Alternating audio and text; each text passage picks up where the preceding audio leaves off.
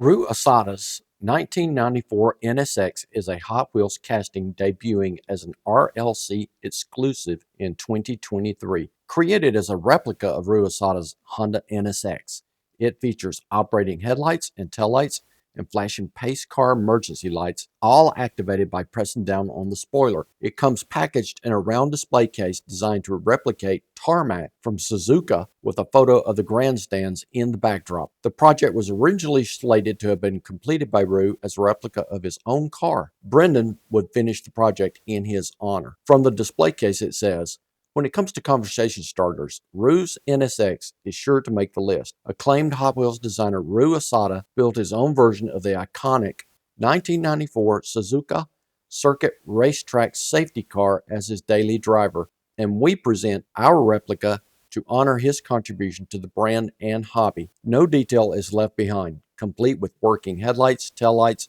strobing roof lights, full official Suzuka deco, and a 5-spoke Real Riders wheels to round out the authentic execution of this classic piece of automotive heritage. This is one car to display front and center just as Ryu would have wanted it.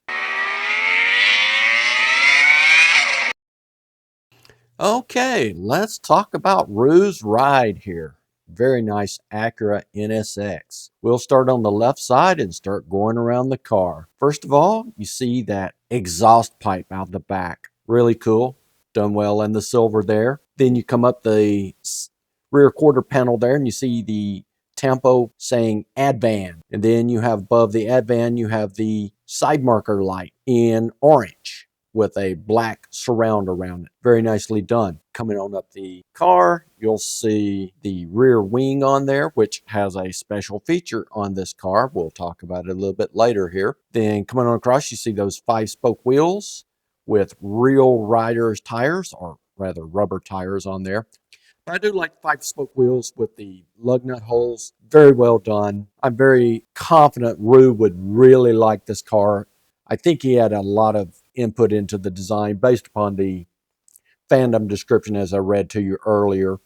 And once again, coming on across, we've got the air intake there on the front quarter of the right rear quarter panel. And then you've got a keyhole, which is very nicely done. Just one little round dot. Not sure if that's a bit of paint or if it's a piece of tampo sticker of sorts. Probably a sticker. It's pretty perfectly round. Then you've got the windows, which are in a dark gray. And of course, you've got the safety lights on top of the car there. This is a safety car, pace lap car, for what Ryu construed it as being the international racing course for Suzuka Circuit. And then there's the outline of the circuit itself on the side of the car on the door. Very, very, very nice. One thing that I find unusual about this car is the side mirrors. It appears to me that they are attached. They're not integral to the body of the car. It looks like they are attached.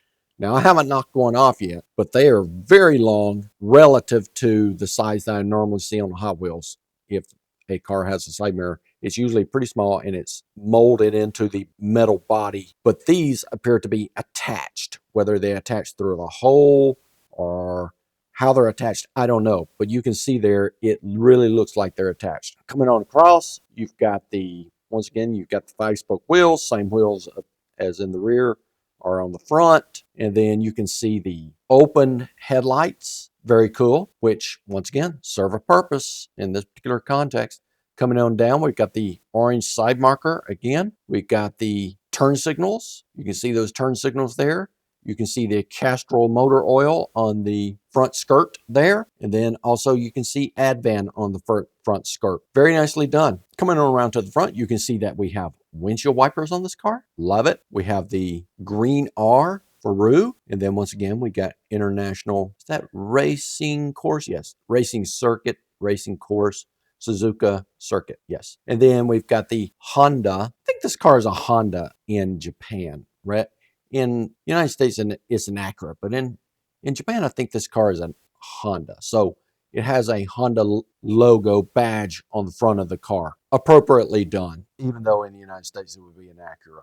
So I guess Hot Wheels went with what Ryu actually had in terms of his car. Left side of the car, basically the same as the right side of the car, except we do have a gas fill position on the rear quarter panel. Once again, molded into the bodywork there. Now, you will notice that there is a door handle there. I forgot to mention it on the right side, but there is a door handle in the B pillow. Coming on around to the rear, you can see the rear mirrors on the doors have painted mirrors. That's very interesting. So there's white paint there, which represents the actual mirrored surface. Never seen that on the Hot Wheels. Very, very nice. And then you can see the spoiler on the back, the big wing on the back. You can see the taillights are done very, very well on this car. You've got the Honda emblem on the rear. You've got the keyhole for the trunk, or rather, probably in this case, partial trunk, partial engine. I'm not familiar with the Acura. So coming on down, you've got a California license plate on this car. Why would there be a California license plate on this particular car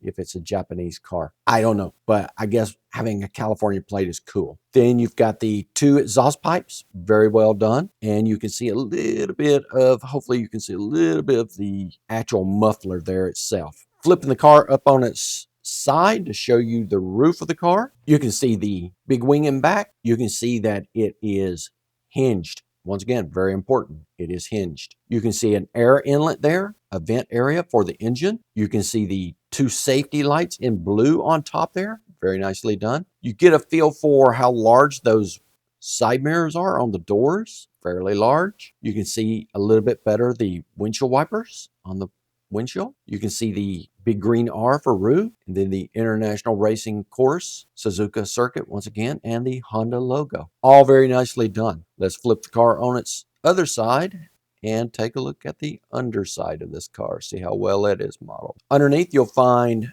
some very important features. First of all, starting on the left, once again, we have the exhaust pipes. We have the muffler. We have a USB port, and that USB port is how you charge the battery in this car. Then coming on across, you got a little bit of the engine work there, a little bit of tranny, a little bit of suspension, maybe an oil cooler, but most importantly, you've got the on-off switch. And if you don't have that on-off switch to the on position, then guess what? The lights will not work on this car. Coming on across, we've got the SKU of the car, HGK. I believe that's an 8.1. Kind of sort of looks like a 31, but I believe it's an 8.1. Hot Wheels 1994 NSX. Then I'm not sure what the 2033 EAA stands for, but it's new nomenclature on a car I haven't seen before. And once again, we see some of the suspension up front. We see probably a little bit of, well, that wouldn't be drivetrain, but probably linkage area for the shifter down the middle of the car. And as noted, there's no tread on these tires. Overall, it's a nice car from a visual standpoint. It kind of surprised me when I first saw it because I saw the blue lights and I think, oh, they made a police car out of the... No, it's not a police car. It's a pace car. Okay. So it all made sense more as I learned more about this car. Now, how does one get the lights to turn on? First of all, you charge the car. So you put in the USB cord. The car does not come with a USB cord, does not come with a charger. So you're going to have to use your old phone charger and you plug it in, your old Android phone charger, your USB mini plug, I think it is. Maybe it's a micro plug. You plug it in. Now, I didn't see any instructions on how long to leave it plugged in, but probably this car has a fairly small battery. So I would suspect 6 hours should do you, no problem. I left mine on overnight. Now, when you do plug it in, I noticed that the taillights of this car do come on. And as I was charging it, I was able to tap on the rear wing and I was able to turn on the headlights and the upper safety blue lights. Now, once I unplugged the charger, everything went blank again. No lights on. And I tried to get the car to light up. Couldn't do it. Then I noticed the on-off switch. Turn the on-off switch on, nothing happens. Then I tap on the rear wing. That turns on the headlights and the tail lights. Then I tap on the rear wing a second time, and that turns on the blue lights as well as the tail lights and the headlights. You tap it on a third time, and I think this is correct. The blue lights go off, and the tail lights and the headlights remain on, you tap it a fourth time and all the lights turn back off. I think that's the progression. Let me confirm that right now. Turning the car on, tap once, tap twice, tap 3 times, tap 4 times, and I am correct. So it is a 4-tap sequence there. Now, interestingly enough, I don't think anybody else maybe has noticed this, except for perhaps I. You can actually lift on that spoiler as well, or rather, you can lift on that rear wing, and it will perform exactly the same functions as pushing down on the rear wing. So you can either lift on the wing or you can push on the wing. I found maybe lifting might be actually a little better because then you're not getting into the habit of pushing down on the car and causing maybe the axle to bend a little. Probably not going to bend much at all, but no need in pushing matters. How long will the lights stay on? I don't know, and I'm not going to push it. I would like for my lights to remain operational as long as possible, so I'm not going to be pushing this matter. Oh well, nice car. I hope you enjoyed the review. It looks great. I like it. Wish it had something other than real riders. And once again, I get the collectors like the real riders, but I'd love to put it on the track and see how fast it is because I know that the real riders make this car very slow. So you can't use it on a track, which is kind of a bummer because it's a nice looking car. With any luck, Hot Wheels will actually use this casting and produce a lesser car, maybe even a mainline car, that you can put on the track and give it a whirl. That would be fantastic. Okay, hope you enjoyed the review. Have a great day. Don't forget to like and subscribe and come back later for another review.